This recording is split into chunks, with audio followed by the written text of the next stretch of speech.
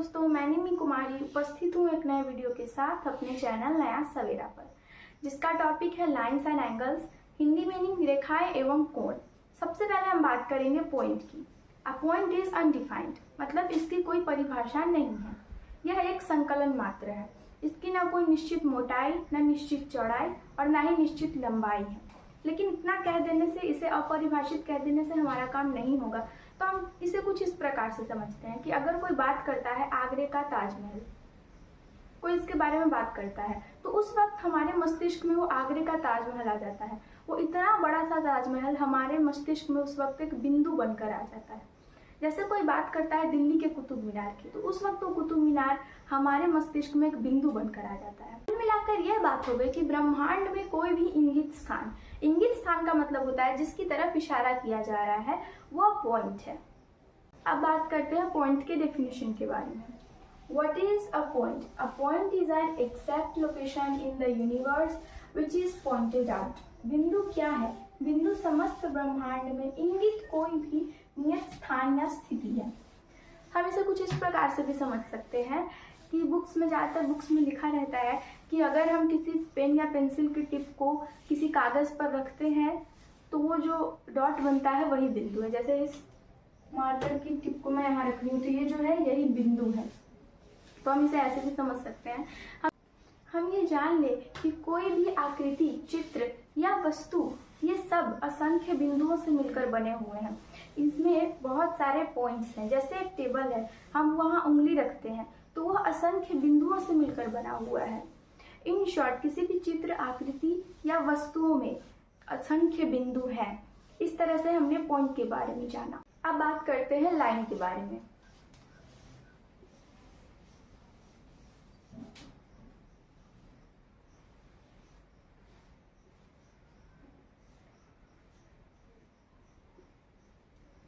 जैसे ये एक लाइन है तो यह असंख्य बिंदुओं से मिलकर बना हुआ है। ये कलेक्शन ऑफ पॉइंट्स है।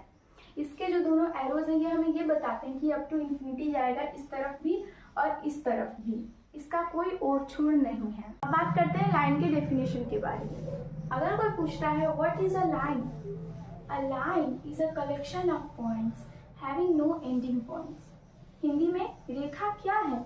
रेखा बिंदुओं का संकलन है जिसके दोनों तरफ कोई छोर नहीं है, मतलब इसके एंडिंग पॉइंट्स नहीं है। अब बात करते हैं लाइन सेगमेंट के बारे में। लाइन सेगमेंट के दोनों तरफ दो एंडिंग पॉइंट्स होते हैं। What is a line segment? A line segment is a part of a line having two ending points.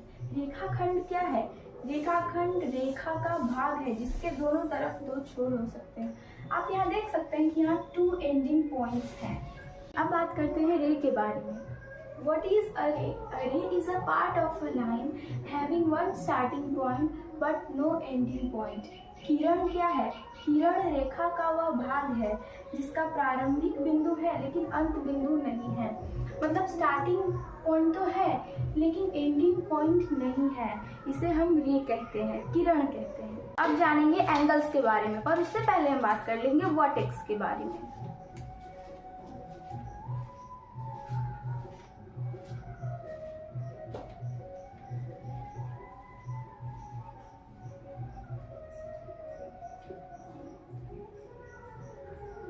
तो यहाँ हम देख सकते हैं कि यहाँ टू रेज जो है वो मिल रहे हैं, दो किरण मिल रहे हैं और बी जो है इनका मीटिंग पॉइंट है। ये दोनों यहीं आकर बी के पास मिल रहे हैं, तो इसे हम वर्टेक्स कहते हैं। Meeting of two rays is called vertex. मतलब ये जो बी है इनका कॉमन पॉइंट है और यहाँ ये दोनों रेज मिल रहे हैं, तो इसे हम वर्टेक्स कहेंगे। अब जान लेते हैं वर्टेक्स के डेफिनेशन के बारे में। What is a vertex? A vertex is a meeting point of two rays.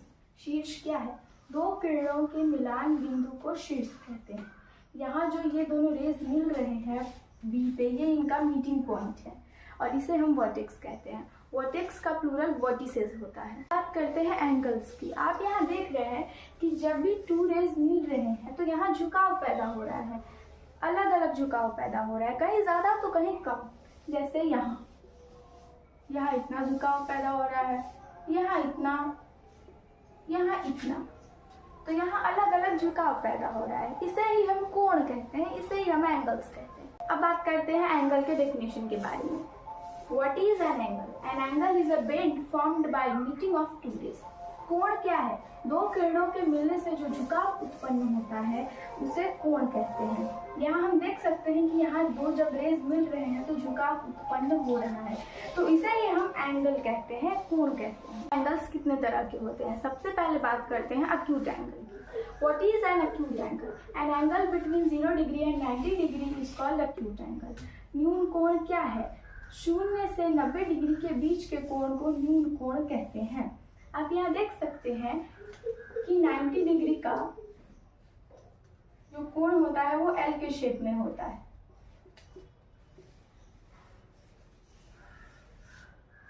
और ये एल से झुका हुआ है थोड़ा सा, मतलब ये अक्यूट एंगल है। मतलब ये 90 डिग्री से अगर झुका हुआ है, 0 डिग्री से 90 डिग्री के बीच का है, तो ये अक्यूट एंगल कहलाएगा। बात करते हैं राइट एंगल की। What is a right angle? An angle of 90 degree is right angle.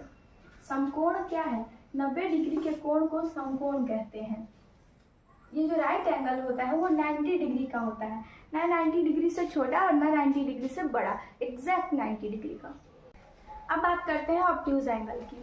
What is an obtuse angle? An angle between 90 degree and 180 degree is called an obtuse angle. अधिक कोण क्या है? 90 degree से 180 degree के बीच के कोण को अधिक कोण कहते हैं। मतलब ये 90 और 180 डिग्री के बीच का कोण। अब जानेंगे स्ट्रेट एंगल को। स्ट्रेट एंगल 180 डिग्री का होता है, इसे हिंदी में रेखीय कोण बोलते हैं। ये पूरा 180 डिग्री का होता है। अब बात करते हैं रिफ्लेक्स एंगल की। What is a reflex angle? An angle between 180 degree and 360 degree is called reflex angle. प्रतिवर्ती कोण क्या है? 180 डिग्री से 360 डिग्री के बीच के कोण को प्रतिवर्ती कोण कहते हैं। ये 180 डिग्री से 360 डिग्री के बीच का होता है। तो इस तरह से हमने लाइंस और एंगल्स को बड़े ही आसानी तरीके से सीखा। मैं मिलूंगी आपसे अगले वीडियो में। Thank you.